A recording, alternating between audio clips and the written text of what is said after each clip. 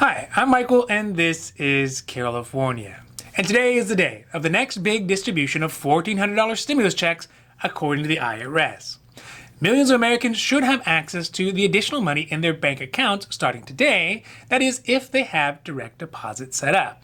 But for many Americans who do not have their bank account information on file with the IRS or with the Treasury Department or Social Security or even unbanked, there still may be some time before they're able to get access to their paper checks or their prepaid debit cards with the money on it. Unfortunately, many of these folks who do fall into this category are those beneficiaries of federal programs. So this could either be the Social Security Disability, so that's SSDI, Supplemental Security Income, SSI, Social Security Retirement, Survivors, VA benefits, or Railroad Retirement benefits. At this point, the confusion about when and how this community will get paid has reached the level that multiple members of Congress who have finally contacted the IRS and the Treasury to demand the exact timeline for when these payments will actually get sent out. So today we are talking about a handful of members of Congress who are doing the right thing to require some transparency on stimulus check payments for folks who are on SSI, SSDI, Social Security Retirement, Survivors, VA, and Railroad Retirement benefits.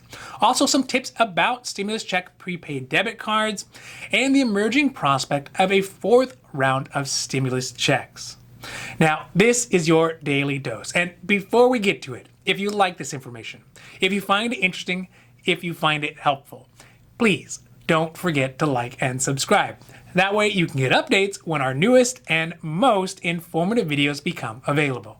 So today we're going to start out with a letter that the members of the Democratic portion of the House's Ways and Means Committee sent to the IRS to demand a hard timeline for when stimulus checks for people on federal benefits will start to get their $1,400 prepaid debit cards and stimulus checks. On Monday, Congressional Democrats, including John Larson out of Connecticut, Bill Pascrell from New Jersey, and Danny Davis from Illinois, all Democrats, wrote a letter to the IRS and the Social Security Administration to convey their concerns about the delays in payments that have specifically affected people on federal benefits. In the letter, they say, quote, "We were alarmed to learn recently that most Social Security, SSI, Railroad benefit, and VA beneficiaries who are not required to file tax returns have not yet received their payments, and the IRS is unable to provide an expected timeline for these payments. Some of our most vulnerable seniors and persons with disabilities, including veterans who served our country with honor, are unable to pay for basic necessities while they wait for their overdue payments." End quote. Furthermore, the letter asks that the committee get an update as well as a hard timeline on these specific distributions by Friday, March 26. That's this Friday. So far, according to the IRS, around 90 million stimulus checks in total have been sent out this round, but a majority of them have been sent to those folks who have their direct deposits set up. For those people across the country who are the lucky ones, today should be the day that additional stimulus checks show up in their bank accounts and in their mailboxes. But for people who are unbanked or don't have their information on file with the IRS, or just because the IRS decision makers have arbitrarily decided, may end up getting a prepaid debit card rather than a direct deposit or a check in the mail. This can even be the case if you already got the money in the first two rounds of stimulus checks via direct deposit. But there are reports that people who are expecting direct deposits or paper checks have been throwing away their prepaid debit cards when they get them. And this can be a mess to get fixed. So let's talk about what to look for and how to use this prepaid debit card if you get one. First, the prepaid debit cards will arrive in a white envelope from the U.S. Department of Treasury. It'll look pretty much like a check you would have gotten from a tax refund. Additionally, in the memo field, it will say Economic Impact Payment. That is what they call stimulus payments. When you get the prepaid debit card, it will have a big Visa symbol on it, and it will be issued by MetaBank. Now, this part is really, really important because, look, we've all gotten those introductory credit cards and debit cards in the mail that sort of look real but are not really real, and we end up just throwing them away. You definitely don't want to throw away this card. On the back, you should also see the words Money Network. Once you get the card, you'll be able to use it at any location that accepts Visa or take the cash out of an ATM to pay for things that you can't use Visa for, so things like rent. If you have the prepaid debit card from the last stimulus checks, though, it will not be refilled this time around. You'll just get a separate new one instead. Oh yeah, just a reminder, if you do take cash out of the ATM, there may be daily limits on that ATM about how much cash you can end up taking out for that day. Last of the day, we are talking about the prospect of another fourth round of stimulus checks coming out before the end of this year. Now, I will acknowledge it is a bit of a long shot, considering the economy is slowly getting better, the vaccines are slowly being rolled out, and people are slowly getting back to work.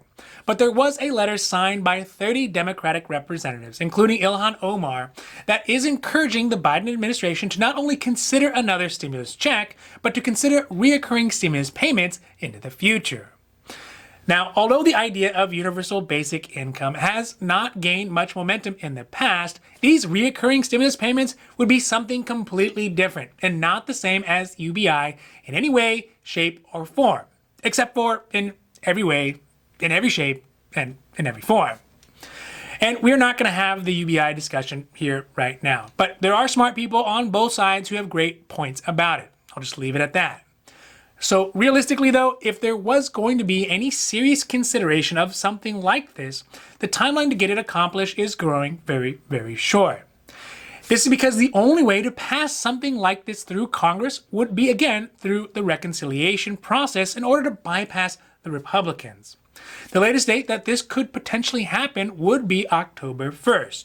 It sounds far away, but given the glacial pace that the normal legislative process moves, the passage of the $1.9 trillion relief bill and the many other big policy agendas that the Biden administration has to get through by 2021 before the potential change in Congress after the midterm elections in 2022, the timeframes may not pan out for any sort of additional reoccurring stimulus checks.